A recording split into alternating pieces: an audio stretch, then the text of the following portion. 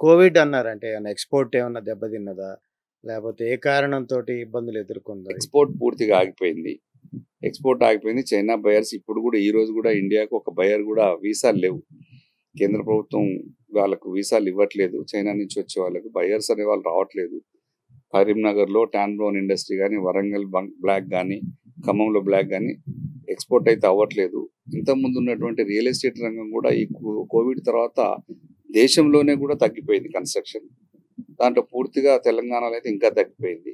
ఇట్లా చూసుకుంటూ పోతుంటే ఇండస్ట్రీ పూర్తిగా గ్రానైట్ వాడకం తగ్గిపోయింది. దీనికి తోడుగా ఇంకొక మూలిగే నక్కపై తాటి పడ్డట్టు బండరాయి పడ్డట్టు దానికి తోడు సపోర్ట్గా ఇంకో ఇబ్బంది ఏమి వచ్చి పడింది అంటే ఆర్టిఫిషియల్ గ్రానైట్ వచ్చింది. దీనికి సపోర్ట్గా న్యాచురల్ గ్రానైట్లో చాలా రకాలుగా డిస్టర్బెన్సెస్ ఉంటాయి, డిఫెక్ట్స్ ఉంటాయి, చాలా చాలా ఇబ్బందులు ఉంటాయి. కానీ ఆర్టిఫిషియల్ గ్రానైట్లో ఎలాంటి అలా తయారు చేసే డిజైన్ క్వార్ట్జైట్ స్టోన్ రావడం వలన ఈ న్యాచురల్ గ్రానైట్స్ ఇబ్బందులు ఉన్నాయి. అంటే ఆర్టిఫిషియల్ గ్రానైట్ అంటే ఏంటి అసలు? క్వార్ట్జైట్ తో తయారు చేసి మిక్సింగ్ చేసి దాన్ని మళ్ళీ బండలాగా తయారు చేసి కట్ చేసి మళ్ళీ పాలిష్ చేసుకుంటారు.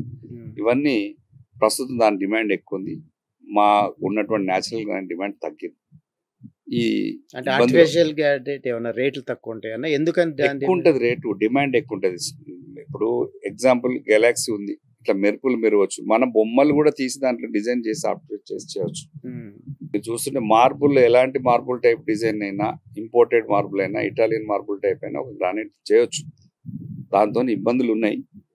దానికి కూడా 10 ఏళ్ల తర్వాత దాంట్లోంచి కూడా కొంచెం ఇబ్బందులు వస్తున్నాయని అమెరికా నుంచి అప్పుడప్పుడు వినబడుతున్నాయి. అది ఎంతకాలం నడుస్తుందో ఎప్పటికీ నడుస్తుందో తెలియదు. కానీ ప్రస్తుతం అయితే న్యాచురల్ గ్రానైట్ అయితే రంగం ఇబ్బందులో ఉంది. ఎనీ కలర్ క్వారీలు కానీ, బ్లాక్ గ్రానైట్ క్వారీ కానీ, గెలాక్సీ కానీ అందరూ ప్రస్తుతం అయితే ఇబ్బందులో ఉన్నారు. దీనికి ప్రభుత్వం వైపు నుంచి ఏం జరిగిందంటే ఇంకొంచెం ఈ డెడ్ రేట్లు, సీనరేజీలు వాటి మీద అధికంగా పన్ను వేయడం వలన క్వారీలు చేయాలనే ఆలోచనే చాలా మంది తగ్గిపోయింది. ఎందుకంటే చాలా చాలా పెరిగిపోయినాయి డిమాండ్స్ కట్టమని చెప్పేసి, కట్టకపోతే క్యాన్సిలేషన్ చేయడాలు, కొత్త గ్రాంటింగ్ చేయలేకపోవడాలు, ఏదో యాక్షన్ సిస్టమ్ అని పోవడాలు, టన్నేజ్ అని కొంచెం కన్ఫ్యూజ్ ఎక్కువైపోయింది ప్రభుత్వాలలో, ఆంధ్రప్రదేశ్ తెలంగాణలో. ఈ దేశంలో ఎక్కడ లేనంత ట్యాక్సెస్, ఎక్కడ లేనన్ని డెడ్ రెంట్లు ఈ దేశం మొత్తంలో ఎక్కడ లేని విధంగా ఈ 2 రాష్ట్రాల్లోనే పెట్టారు.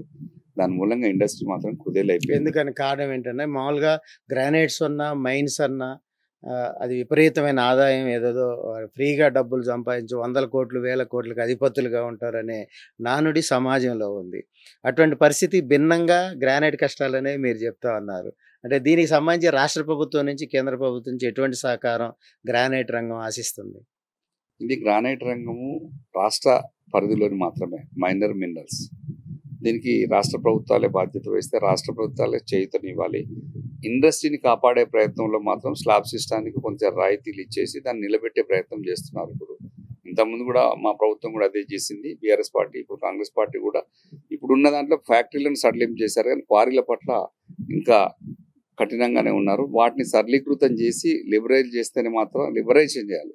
లిబరల్గా ఉండకుండా, అందరికి లీజులు ఇవ్వకుండా ఆపి పెడితే ఇబ్బందులు అవుతాయి.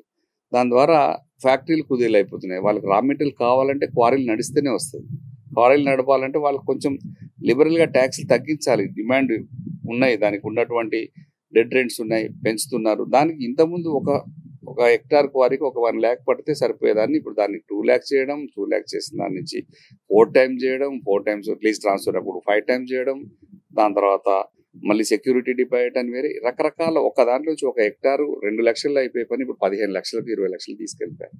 దీంతో ఓవర్ బర్డెన్ ఎక్కువైపోయి క్వారీలు చేద్దామనుకునే వాళ్ళంతా తగ్గిపోయి ఖమ్మం, వరంగల్, కరీంనగర్లో ఉన్నటువంటి ఫ్యాక్టరీ షెడ్లలో అన్ని రైస్ మిల్లులు కానీ వేరే ఇండస్ట్రీ వేయడం కోసం ప్రిపేర్ అవుతున్నారు.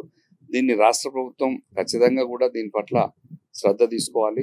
క్వారీలను కూడా సరళీకృతం చేసి మామూలుగా అందరు లీజులన్నీ రన్నింగ్లోకి వచ్చేటట్టు యాక్టివేట్ చేయాలి. ఇవి చేస్తే తప్ప ఇండస్ట్రీ మళ్ళీ రివైవ్ కాదు. కేంద్ర ప్రభుత్వం కూడా చైనా నుంచి, ఇతర దేశాల నుంచి గ్రానైట్ కానీ ఏ రంగాల్లో వాళ్ళకి వీసాలు ఇస్తే కొంచెం మార్కెట్ పుంజుకునే అవకాశాలు ఉంటాయి. దీని మీద శ్రద్ధ వహించాలని చెప్పేసి మరొకసారి కోరుతున్నాం.